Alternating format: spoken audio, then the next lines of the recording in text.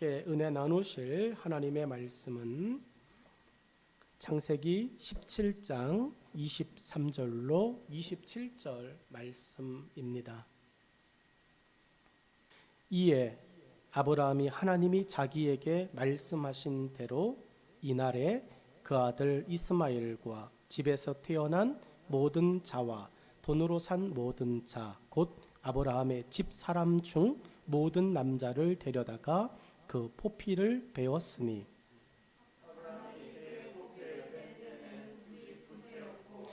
그의 아들 이스마엘이 그의 포피를 벤 때는 13세였더라.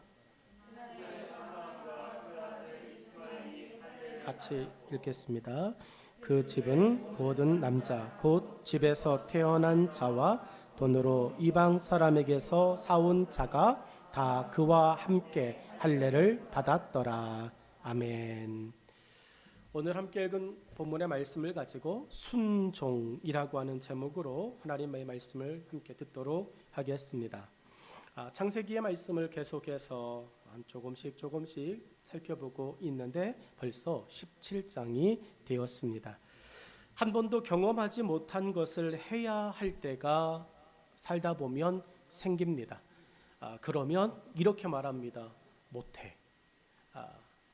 왜냐하면 해보지 않은 거에 대한 두려움이 생기는 거죠. 여러분은 한 번도 안 먹어본 음식이 있습니까?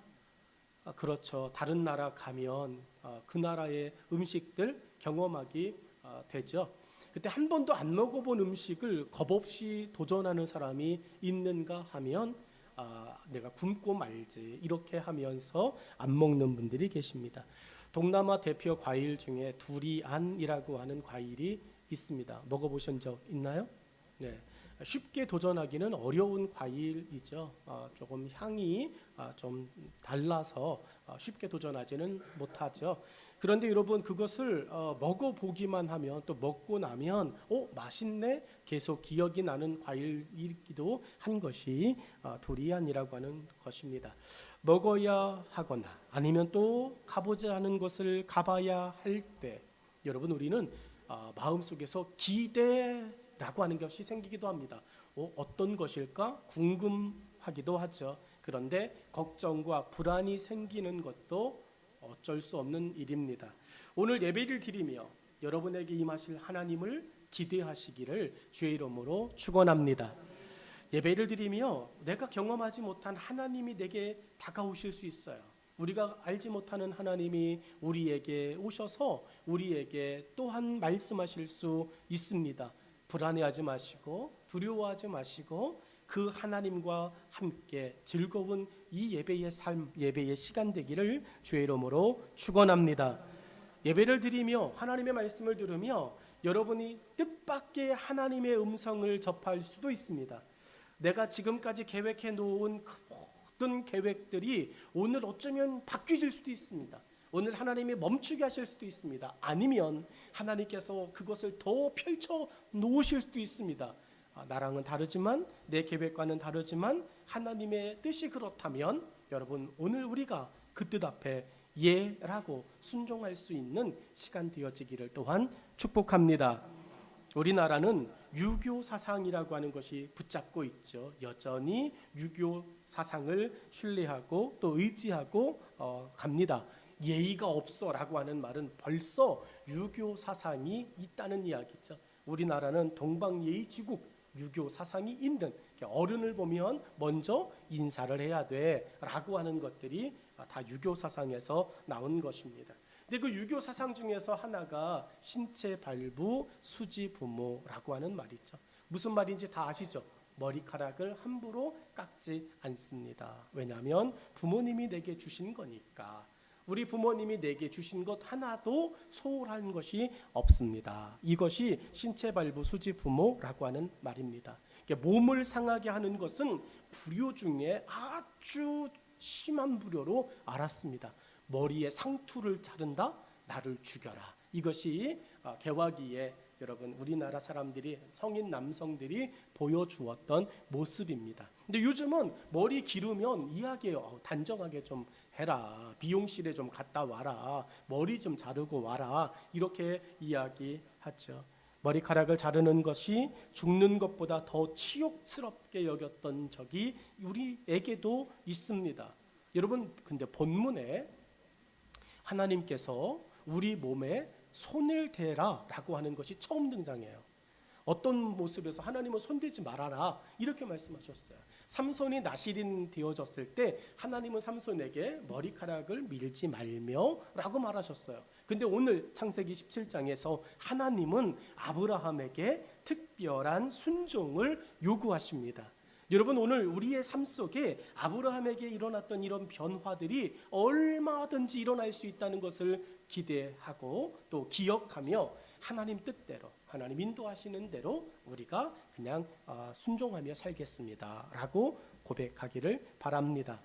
여러분, 아브라함의 이름은 원래 아브라함이 아니죠. 아브라함의 이름은 원래 아브람이라고 하는 이름입니다. 그런데 창세기 17장을 기점으로 드디어 그냥 우리가 부르기 쉽게 그냥 아브라함 했던 그 이름이 등장하게 되어집니다. 하나님께서 아브라함의 이름을 바꾸어 주셨습니다. 아내 사라의 이름도 워낙은 사라가 아닌 사레였고요. 그때 이름이 바뀌어졌습니다. 더 좋은 이름으로 바꾸어 주시며 하나님이 조건을 대셨어요. 여러분, 하나님께서 우리에게 좋은 것을 주십니다. 할렐루야. 언제나 하나님은 우리가 생각하지 못한 것보다 훨씬 나은 것, 우리가 기도하는 것보다 훨씬 좋은 것들로 인도해 주셨어요. 그래서 지금 여러분의 삶은 하나님이 여러분에게 가장 좋은 것을 주신 삶을 살고 있다는 것을 신뢰하고 살아가시기를 주의 이름으로 축원합니다.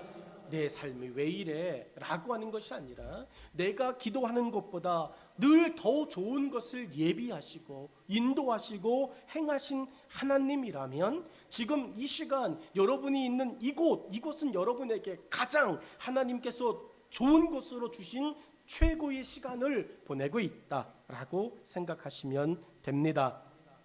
하나님께서 아브라함의 이름을 바꾸어 주셨다. 그런데 그냥 바꿔 주신 것은 아니다. 하나님 째째하게 뭐 하나 주시면서 생색을 내시고 이렇게 하면 이렇게 해줄게, 이것이 아니라 하나님께서 아브라함의 이름을 바꾸어 주시면서 하나님이 내놓으셨던 조건이 있습니다. 여러분, 이름을 왜 바꾸셨을까요? 하나님이 아브라함과 사레의 이름을 왜 바꾸어 놓으셨을까요? 우리는 왜 이름을 바꿀까요? 여러분, 어떤 이름을 쓰다가 그 이름 때문에 내가 잘 안 되는 것 같아. 그러면 이름을 막 바꿉니다. 교회 이름도 여러분 바꾸고 막 이렇게 합니다. 왜 바꿀까요? 더 잘 되어 보려고 바꾸는 거 아니겠습니까? 더 맞는 비전을 위해서 이름을 바꾸는 거 아니겠습니까? 아니면 새로운 마음으로 살아보려고 이름을 바꾸는 거 아니겠습니까? 그 첫 출발을 하나님의 말씀을 듣는 할례의 순종으로 다시 한번 아브라함의 결심을 하나님은 오늘 본문에 요구하고 계십니다. 여러분, 본토 친척 아버지의 집을 떠나라, 창세기 12장의 하나님의 요구도 아브라함이 그때 받아들이기는 부담되어졌던 거예요. 어려웠던 거예요. 하나님, 내게 자손을 주시는 것과 내가 아버지의 집을 떠나는 것과 무슨 연관이 있나요? 연관이 안 되거든요. 하나님, 내가 이곳에 있으면 자녀가 없습니까? 이곳에 있어야 내가 안정적이어야 우리 집사람도 마음이 심리적으로 편안해야 아이가 생기지. 여기저기를 돌아다니면 불안해서 아이가 생기겠습니까? 연관점이 없어요, 하나님. 그러니 이거 조금 이상합니다 라고 얼마든지 어필할 수 있어요. 그런데 하나님 아브라함에게 본토 친척 아버지의 집을 떠나면 하늘의 뭇별처럼 자손이 있을 것이다 라고 말씀하십니다. 아브라함 결심해요. 하나님의 뜻이 편안하고 심리적으로 안정이 되어질 이 공간이 아니라 내가 봤을 때, 사람들이 봤을 땐 불안하고 심리적으로 안정감이 없는 저 빈들, 저 광야, 그곳에서 하나님이 뭇별을 자손같이 주신다면 하나님의 뜻이 옳을 거야 라고 그 뜻을 받아들입니다. 여러분, 그렇게 움직였어요. 그런데 여전히 자녀는 없죠. 오늘 본문에 이스마엘 등장하죠. 약속의 자녀가 아닙니다. 하나님이 말씀하신 자녀가 없습니다. 아니죠. 여러분, 우리의 뜻과 우리의 기대와 하나님께 대한 우리의 순종이 와르르 무너져요. 그런데 하나님이 또다시 아브라함에게 요구하십니다. 하나님께서 믿음을, 결단을, 다시 한번 순종을 요구하십니다. 오늘 여러분이 지금까지 하나님을 섬겨오셨던 인생의 믿음의 연수 속에 하나님이 여러분에게 또 한 번의 순종을 요청하며 다가오실 때 하나님의 말씀 속에 해봤더니 하나님, 내가 너무 당한 게 많아요. 내가 하나님의 말씀을 순종하고 했는데 내가 실제로 쓴 게 많지 얻은 게 별로 없는 것 같아요 라고 여러분 이제 계산하지 말고 오늘 또한 하나님께서 여러분에게 그리고 나에게 우리 교회에게 어떠한 순종을 요청하실 때 우리가 그저 네 라고 겸손하게 순종의 삶 시작할 수 있기를 주의 이름으로 축복합니다.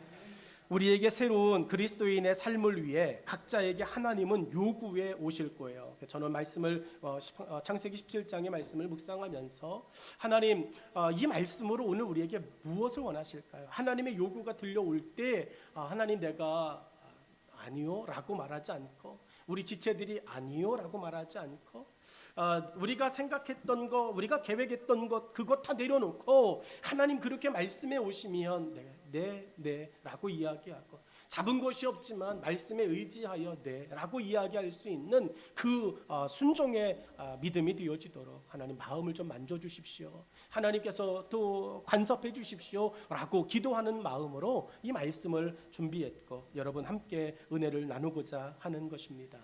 여러분 23절 말씀을 함께 보실까요? 첫 번째 이런 말씀입니다. 순종의 타이밍을 내가 유리한 쪽으로 만들지 말라라고 하는 거예요. 여러분, 순종의 타이밍을 내가 유리한 쪽으로 만들지 않아야 됩니다.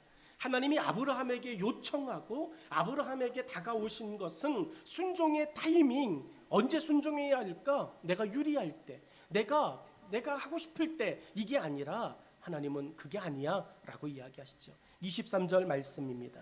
이에 아브라함이 하나님이 자기에게 말씀하신 대로 이날에 그 아들 이스마엘과 집에서 태어난 모든 자와 돈으로 산 모든 자 곧 아브라함의 집 사람 중 모든 남자를 데려다가 그 포피를 베었으니 라고 말씀합니다.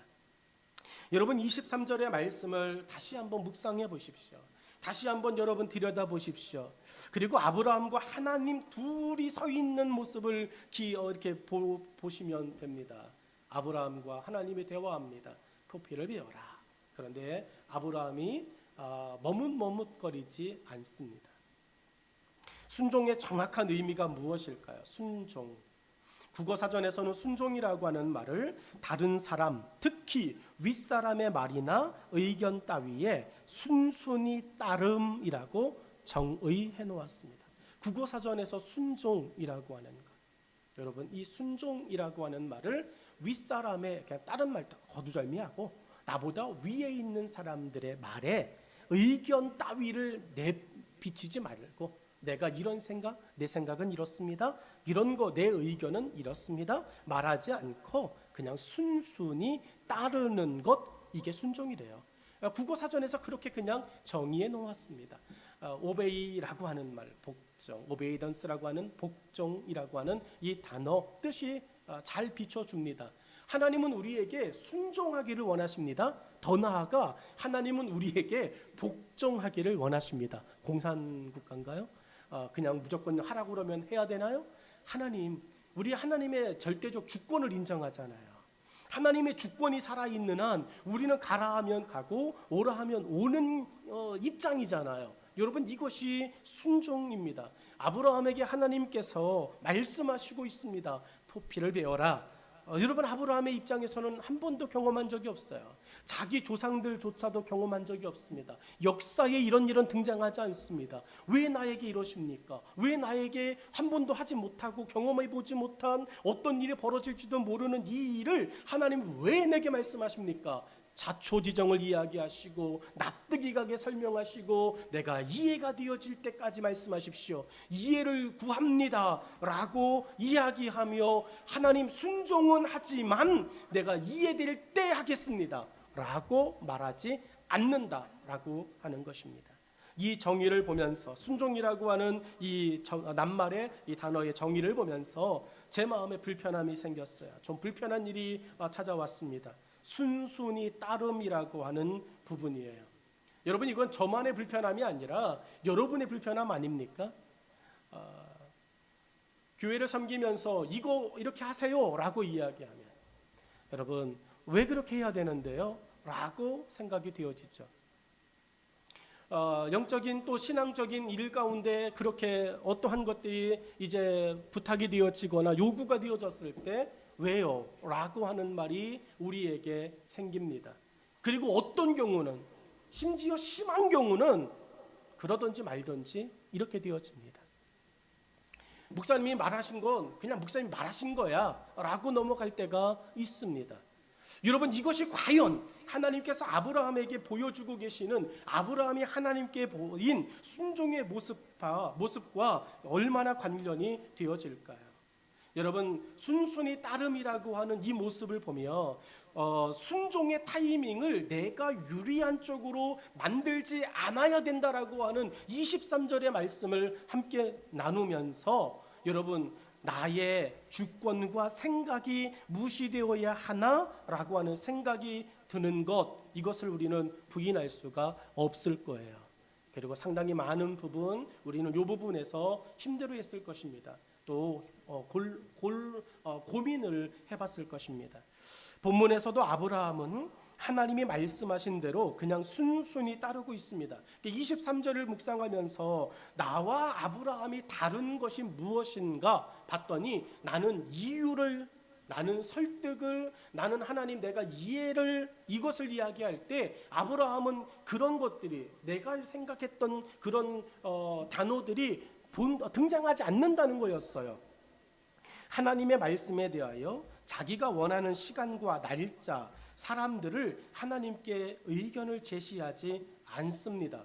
23절을 여러분 보십시오. 23절에 아브라함은 하나님, 네, 알겠습니다. 순종하죠. 그런데 내가 원하는 시간, 내가 원하는 날짜, 내가 원하는 사람들을 정하는 것은 하나님, 내가 할 수 있도록 내게 맡기셔야죠 라고 말하지 않습니다.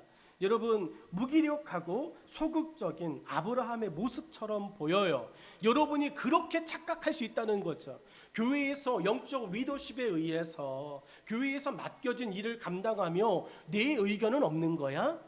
내 생각은 들어갈 수 없는 거야? 라고 여러분 우리가 이야기할 수가 있죠. 그리고 내가 그냥 그렇게 시키는 대로 주먹구구식으로 그냥 내가 시키는 대로 내 생각 없이 그냥 해가는 거, 내가 이렇게 소극적이고 무기력해도 되나 할 정도의 생각이 들 때가 있습니다. 그저 쩔쩔매며 이리저리 끌려다니는 콧 뚫린 소처럼 행동하고 있는 아브라함의 모습을 보여줘요. 그런데 이 아브라함을 하나님은 믿음의 사람이라고 인정했습니다. 믿음의 사람이라고 하나님은 아브라함을 세우고 있습니다.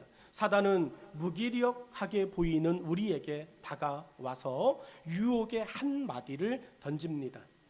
여러분, 순종의 타이밍을 내 유익하고 내 유리한 쪽으로 만들어 가면서 이해가 될 때까지 기다려 주시거나 내가 원하는 시간에 할 테니까 너무 다그치지 마시고 하나님도 계셔야 되죠 라고 이야기할 때, 내가 무기력하지 않아 라고 이야기할 때, 내가 이렇게 무기력할 수밖에 없나 라고 생각할 때 사단이 와요. 그리고 우리에게 이야기합니다. 우리에게 한마디를 툭 던집니다. 정말 뭐라고 던지냐면 이렇게 던집니다. 너도 하나님처럼 계획을 세울 수 있는 특별한 존재야. 들어보셨나요? 여러분에게 그렇게 다가온 사단의 소리를 여러분 들어보신 적이 있습니까? 나도 우리 교회에서 이 정도 말할 수는 있어. 나도 교회에서 이 정도 권리를 말할 수는 있어. 들어보셨습니까? 아니면 그렇게 마음에 한 번이라도 생각해 보신 적이 있습니까? 하나님의 일을 하면서 나도 우리 교회에서 내 위치에서 이 정도는 의견을 낼 수 있어 라고 말해 보신 적이, 생각해 보신 적이 있습니까? 옳을까요? 저는 말씀을 묵상하면서 옳지 않아요. 모세가 구스 여자를 아내로 맞이했어요. 이방 여자죠. 하나님이 특별히 이방 여자와는 결혼하지 말라고 말씀하셨죠. 더 나아가 구스 여인은 아프리카 사람이에요. 그들이 옳게 여기지 않아요. 그때 모세의 형의 이름이 누구죠? 아론이죠. 누나의 이름이 뭡니까? 미리암이죠. 여러분, 아론과 미리암이 만났어요. 그리고 막내가 누구예요? 모세 형이 아론이고 모세 누나가 미리암이면 막내가 누구냐고냐고. 누구죠? 그렇죠. 여러분, 동생이에요. 대제사장의 위치에 있습니다. 아론이. 모세는 하나님의 종의 위치에 있습니다. 누나였던 미리암은 여선지자의 위치에 있어요. 괜찮죠? 얘기할 만하죠? 대제사장과 여선지자와 하나님의 지도자 모세가 있어요. 여러분, 근데 모세가 잘못한 거잖아요. 하나님의 뜻에. 아론과 미리암이 너만 하나님의 종이냐? 라고 말하기 시작해요. 모세에게 와서 네가 한 일이 옳으냐? 라고 이야기해요. 하나님이 그 이야기를 가만히 듣고 계셨어요. 그리고 하나님께서 아론과 미리암에게 딱 한마디 하셨어요. 너는 누구냐? 이렇게. 여러분, 할만한 위치잖아요. 그런데 하나님이 아론과 미리암에게 너는 누구니? 라고 물으세요. 하나님이 인정하는 사람은 한 명밖에 없어요. 이게 영적 리더십이에요. 그 일로 인해서 여러분, 미리암은 병에 걸려요. 옛날에 그 무서웠던 무슨 병이죠? 그래요, 문둥병. 그래서 하나님의 백성들이 있는 그 진에서, 그 동네에서 떠나 홀로 외로이 일주일을 보내고 돌아옵니다. 저는 23절 말씀을 보면 우리가 이 순종이라고 하는 부분에 있어서 얼마나 내가 그 정도 말할 위치가 돼라고 하는 요 사단의 말도 되지 않는 요거에 얼마나 많이 휘청휘청 거렸는지를 보게 되더라고요. 여러분의 이야기가 아니에요. 내 이야기예요. 내가 얼마나 많이 순종하는 척하며 살아왔는지 보게 됐다고요. 얼마나 많이 교만했던 것이었는지 보게 됐더라는 거죠. 여러분, 그런데 이것은 내게만 있는 문제가 아니라 우리가 다시 한 번 정도는 생각해 봐야 될 우리 신앙의 문제가 아니겠습니까? 사단은 너무 멋있게 다가왔어요. 너도 하나님처럼 계획을 세울 수 있는 특별한 존재야. 너도 목사님처럼 교회에서 특별하게 이야기할 수 있는 위치에 있어. 사단의 이 말은 근데 결코 틀린 말은 아니었습니다. 하나님께서 우리를 창조하실 때 하나님의 형상대로 우리를 창조하셨어요. 그리고 우리의 코에 생기를 불어넣으셨습니다. 여러분, 창조물 중에, 하나님이 지으신 이 세상의 창조물 중에서 유일하게 하나님과 교제하고 소통이 가능한 존재가 있다면 누굴까요? 여러분, 하나님의 생기, 하나님의 형상이 있는 유일한 존재 누구예요? 여러분이에요, 여러분. 그러니까 사단은 우리에게 이야기하는 거죠. 하나님의 형상이 있는 너는 정말 특별한 존재야. 어떻게 너를 돌과 비교하니? 야, 너 가만히 있어. 그냥 시키는 대로 해. 이거는 돌이야. 너는 가만히 있어. 시키는 대로 해. 이거는 나무야. 너는 가만히 있어. 시키는 대로 해. 이거는 소지. 너는 그런 존재가 아니야. 너는 생각할 수 있어. 너도 계획을 세울 수 있어. 그리고 너의 계획과 하나님이 지금 너에게 말하고 있는 계획이 조금 다르면 너는 그것을 얼마든지 내게 설명하라고 말할 수 있어. 그리고 안 되면 내가 할 건데요, 하나님 내가 이때 필요해요, 이때 할 수 있어요 라고 하는 너의 스케줄을 이야기할 수 있어 라고 사단이 우리에게 이야기해요. 근데 여러분, 얼마나 많이 우리가 그 이야기를 받아들였습니까? 옳게 여겼습니까? 사단은 이러한 하나님의 뜻과 우리의 모습을 잘 알고 있어요. 그래서 사단은 우리가 하나님께 대한 불순종을 결정하도록 하나님과 다른 나의 생각을 고집하게 합니다. 아브라함이 23절에서 아주 딱 대놓고 보여준 것은 내게 이해시킬 필요가 없어요. 하나님은 내게 설명하실 이유도 없습니다. 하나님은 내게 무엇인가를 말하실 이유도 없어요. 하나님은 그냥 내게 말씀하시면 됩니다. 할렐루야. 하나님은 여러분에게 말씀하시면 돼요. 하나님은 우리에게 그런 분이십니다. 하나님의 뜻에 불순종하겠다라고 하는 것이 아닙니다. 여러분, 너무나도 교묘하게 목사님의 뜻에 제가 반대하는 건 아니에요. 내가 교회의 일에 반대하는 것은 아닙니다. 내가 원장님의 뜻에, 내가 교장 선생님의 뜻에, 내가 장로 회장님의 뜻에 반대하는 것은 아닙니다. 내가 부대장님의 뜻에 반대하는 것은 아닙니다. 불순종하는 것은 아닙니다. 내가 셀 리더에게 반대하는 것은 아니에요. 하나님의 뜻대로 하기는 하겠지만 내가 원하는 때까진 하나님도 좀 기다리실 수 있잖아요. 못된 배짱을 부리기도 하더라는 겁니다. 하지만 순순히 따름이 사라진 순종도 결국은 하나님의 타이밍을 잃어버린 불순종일 뿐임을 깨닫는 것이 필요합니다.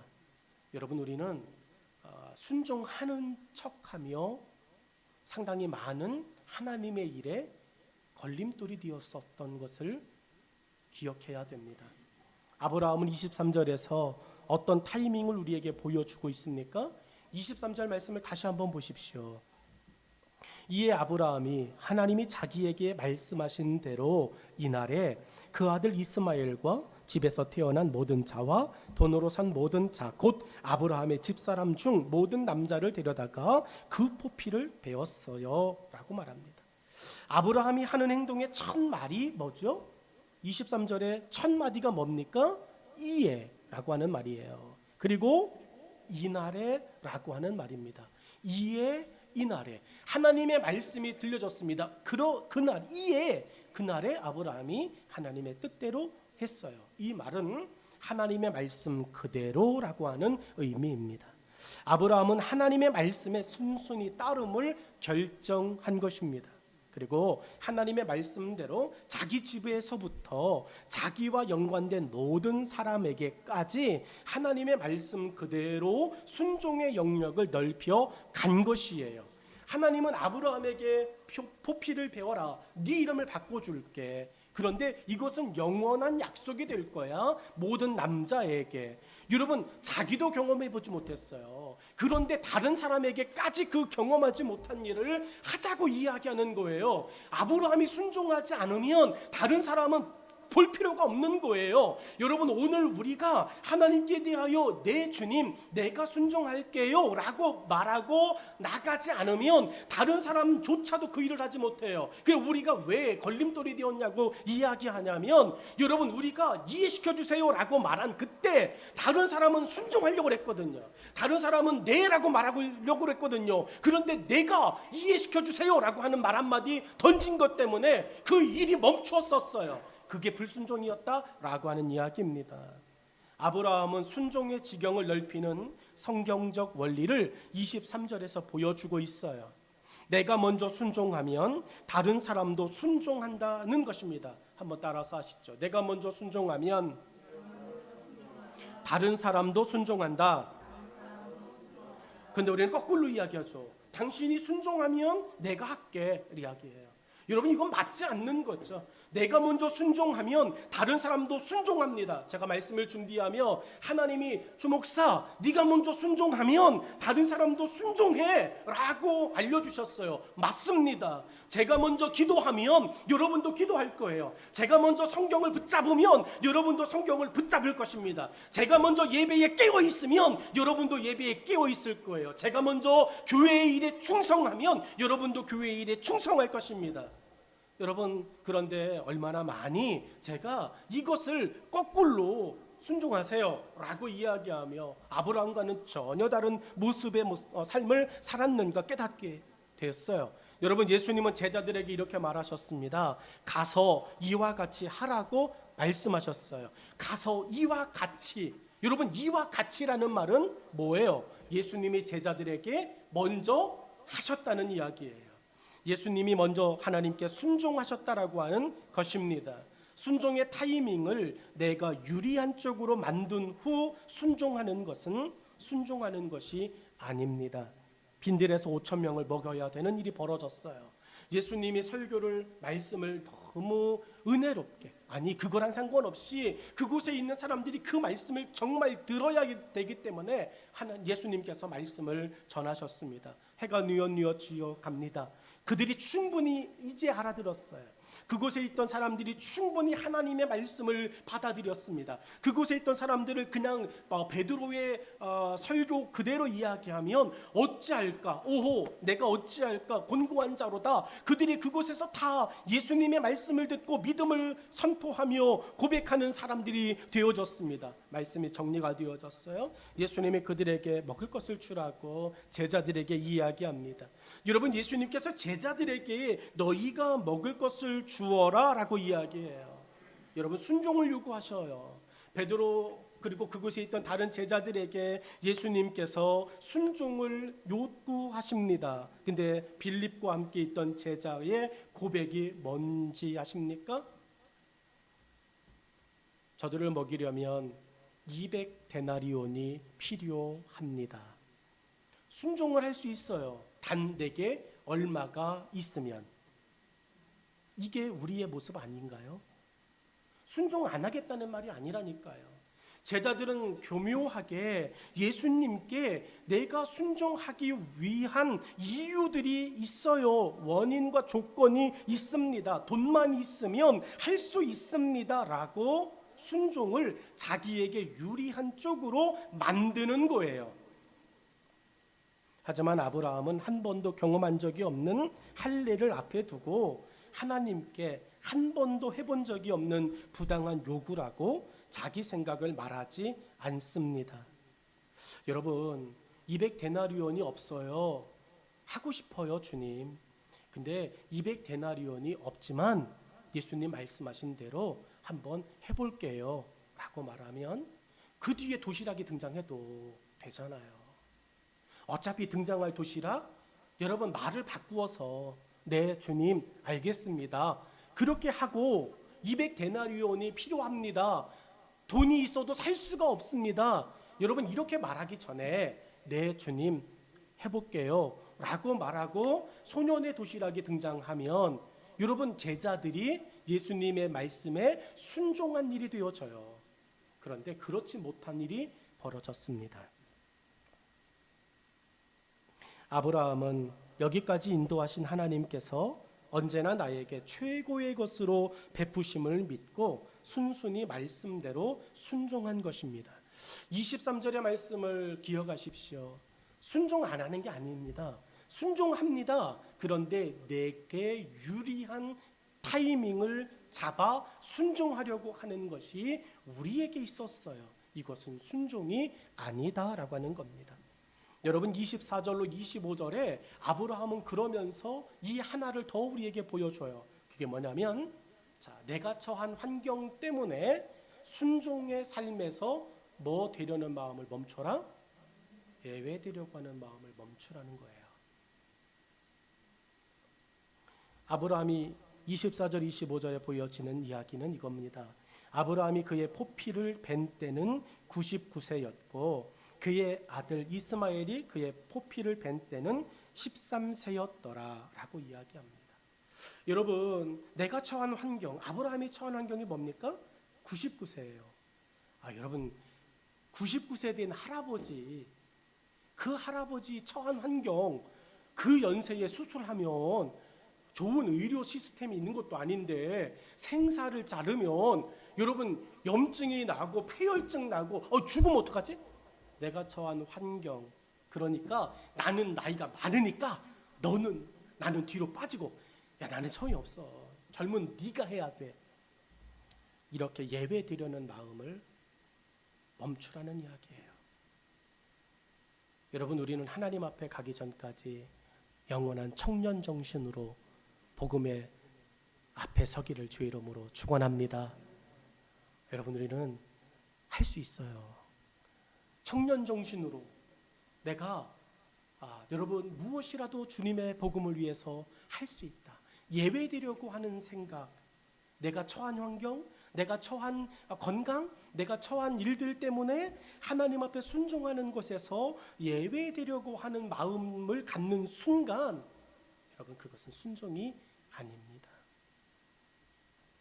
본문은 아브라함이 순종한 때를 말해요. 아브라함이 그의 표피를 벤 때가 그의 나이 99세였다라고 이야기합니다. 하나님의 말씀을 듣고 순종하는 아브라함의 나이가 무려 99세, 가장 고령이었습니다. 이 정도면 다른 사람을 앞세워 하나님의 일을 해도 될 법한 나이였습니다. 우리는 흔히 이렇게 말합니다. 어른들은 가만히 쉬시라고 배려합니다. 집에서도 어른들은 그냥 가만히 있는 게 도와주는 것이라고 우리는 말하지 않아요.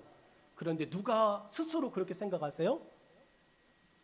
어른들이 괜히 내가 움직이면 애들이 불편해. 아니요, 절대 안 불편해요. 안 불편해요.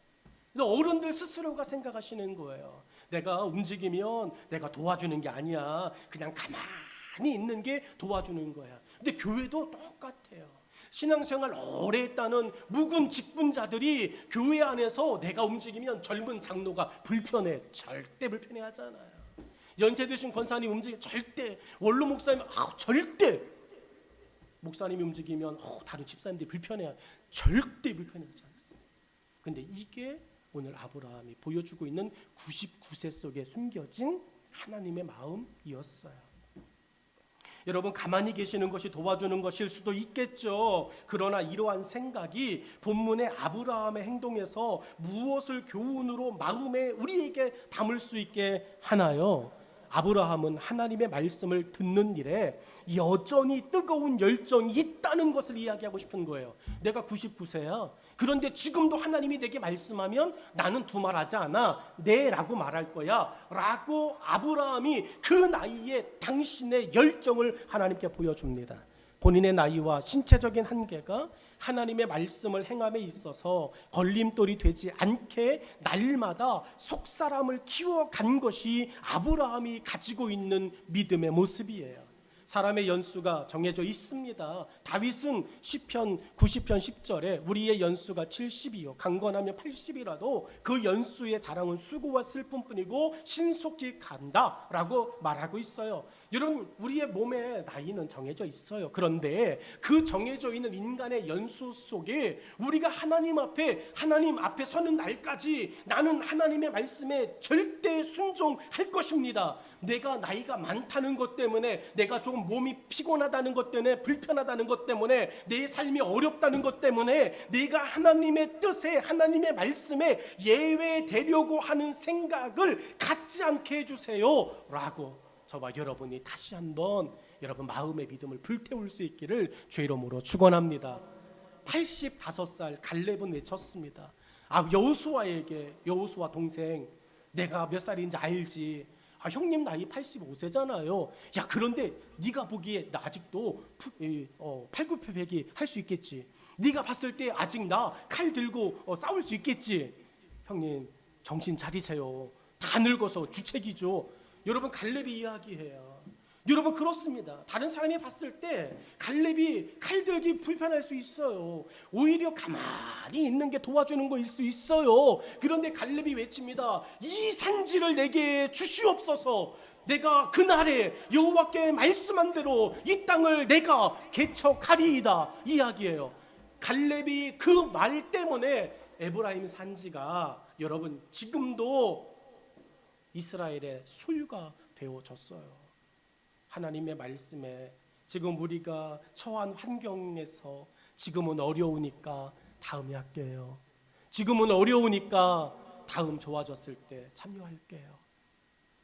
여러분 이렇게 예배드리려고 하는 마음, 지금은 우리 교회 형편이 안 좋으니까 다른 곳에, 다른 일에, 다른 뜻에 움직일게요.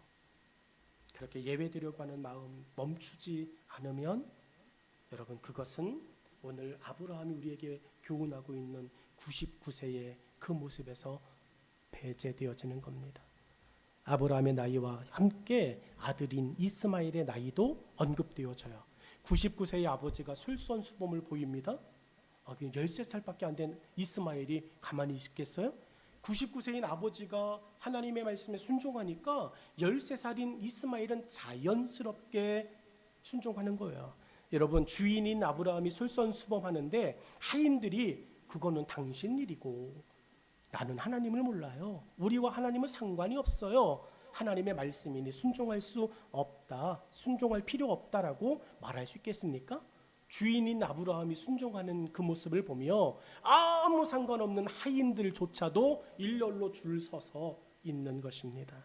하나님의 말씀에 아브라함의 예외되려고 하지 않는 행동은 나 한 사람의 말씀 순종에서 모든 사람이 하나님의 말씀에 순종하게 하는 믿음의 거룩한 누룩이 될 수 있음을 교훈하신 거예요. 이러한 하나님의 마음을 아는 아브라함은 하나님의 뜻대로 아름다운 결과를 만들었습니다. 23절과 27절을 보십시오. 아브라함을 비롯한 모든 남자들이 하나님의 말씀을 행하려고 한 곳에 모여 하나님의 뜻에 대한 의식을 행하는 모습을 상상해 보세요. 여러분의 상상의 나래를 펼쳐보십시오. 아브라함만 있는 게 아닙니다.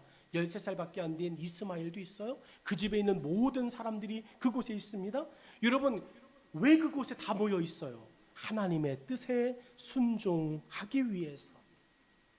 하나님이 기뻐하시는 것이 무엇일까요? 상한 심령의 예배입니다. 그리고 예배는 믿음을 다하여 신령과 진정으로 드리는 것이에요.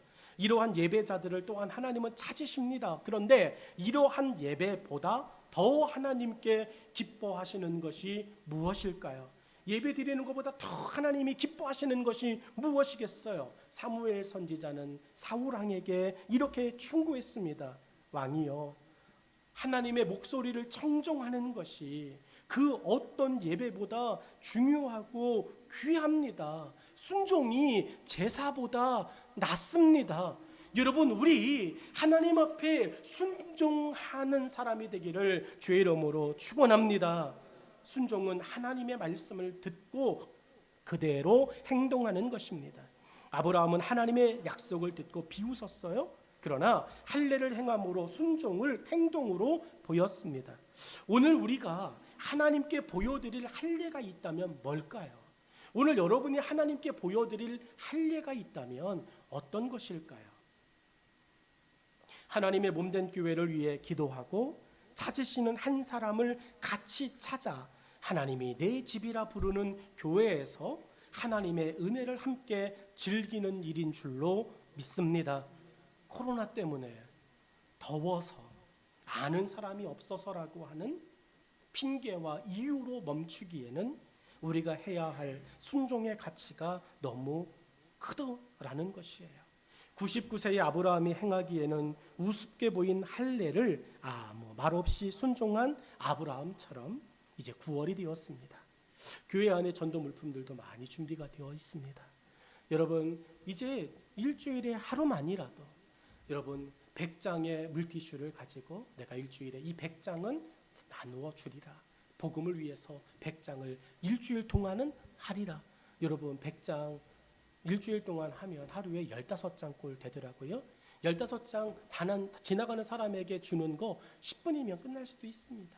그렇게 내가 복음을 위해서 마음을 갖고 순종하면 여러분 우리의 순종의 삶을 통해 많은 사람들이 하나님의 말씀 앞에 서는 은혜를 우리가 경험하게 될 줄로 믿습니다.